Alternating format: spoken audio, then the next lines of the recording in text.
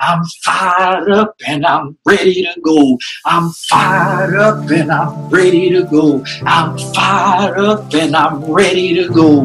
This is the Billionaire Brown Experience. Let's go. Malcolm X was once Malcolm Little and took a lot of El-Hajj Malik transformation. El-Shabazz. Yes. Yeah, El-Hajj Malik exactly. El-Shabazz. I studied Malcolm X. My speaking style is a combination. When I speak, you hear Malcolm X and you hear Dr. King. Dr. King was an orator. Malcolm X was a communicator. Dr. King was not good at interviews, but Malcolm was. But Malcolm was not good as Dr. King when it came to oratorical speaking and how to begin to ignite the spirit. But he can ignite the emotions. And so I studied both of them very closely, listened to them for hundreds of hours. And those are the two bad brothers. But the brother that's tougher than all of us is Dr. Howard Thurman. He was the mentor of Dr. Martin Luther King Jr., Mahatma Gandhi, and Albert Schweitzer. He wrote Deepest to Hunger, The Voice of the Genuine, The Centering Moment. I encourage your audience to look him up, Dr. Howard Thurman. He was a bad boy. Let the record show. The toughest and one of the most brilliant minds that ever walked the planet. I love it. And were you a fan of Gil Noble by any chance? Absolutely. Yes. The revolution will not be televised. Yes, I studied all of them.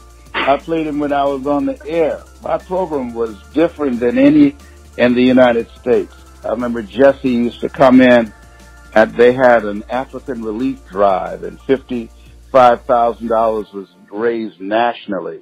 And I raised $51,000 of the $55,000 in Columbus, Ohio. And Jesse Jackson came to Columbus 3 different times saying, "Who are you? And how did you get people to contribute this much money?" Yes. And I used to play Gil Scott-Heron and Nikki Giovanni and Malcolm X and Dr. King on radio quite a lot with the music. I had it all integrated in my show. And what would you say is one thing we should know? Like, you're obviously studied Marcus Garvey, I would assume as well, right? Rise up, you mighty people. Absolutely. Hey, that's the first motivational speaker. He's the first motivational speaker after Nat Turner. Okay. But Nat Turner was the first to me, and then Marcus Garvey. Yes. Go ahead. What's the question? No, I was just curious to know, like, what's one thing in particular we could all, if you had to teach someone, like, hey, you need to go back and study your roots, study your history of just great people, period. Marcus Garvey's put on the table. What book or what article, like, what's the first thing they should go look for if they're looking to learn about Marcus Garvey? I would not mention Marcus Garvey. I think he is great. The person I would ask everybody to study is Dr. Howard Thurman. Yes, he was, to me, the most brilliant of all the others. And he wrote Deepest to Hunger, The Voice of the Genuine, The Centering Moment, Jesus and the Rejected. Howard Thurman was a man cut from a different cloth. Marcus Garvey is a bad boy too, but Howard Thurman, he was different. He influenced Dr. King. If you listen to Howard Thurman, you will see where Dr. King got his speaking methods from. It was from Howard Thurman. And I think his recordings, he has recordings. You can also listen to him online. Some of his things are out there. But his books are just brilliant. They're different, and they will transform you spiritually and mentally. Love to it. me, Dr. Howard Thurman. the most effective, and this, everybody's going to find this controversial. The most effective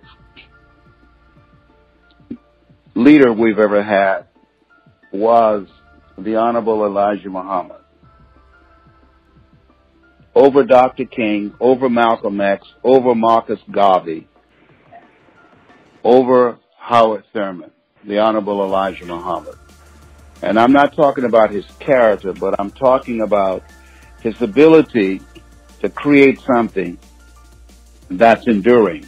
There's a Russian author named Leo Tolstoy. He said, as I look at an inevitable death, what in the meaning and purpose of my life that will not be undone or destroyed when I'm gone? As I look and face inevitable death, what in the meaning and purpose of my life that will not be undone or destroyed when I'm gone? The Honorable Elijah Muhammad has been dead for 41 years. If I took a group of men and put them in a room, a group of Baptists, Episcopalian, Catholic, Jehovah's Witness, Seventh-day Adventist, Methodist, and Nation of Islam, and I want you to tell me which are which. Can you point out to me which ones belong to what belief system? Everybody would be able to pick out the Nation of Islam. They don't have tattoos. They don't wear earrings. They wear a bow tie, a suit. They don't sag, and you can find them in the bitter cold weather or in the heat of summer selling a newspaper, as opposed to selling drugs and selling it for a quarter. Nation of Islam temples all across the country. You could not point out the NAACP members, the SCLC that was started by Dr. King, or Operation Push that was started by Jesse Jackson, because they don't have a culture. The Honorable Elijah Muhammad created a culture that's still here after he's been gone for 41 years. That's powerful. Yeah, it really is. Come and join the club. Visit our website at FEMMEFITALE fitclub.bigcartel.com and join our community on Facebook at facebook.com/FemFatelFitness. Thank you, Deata Harris, for creating this. Now back to your favorite podcast.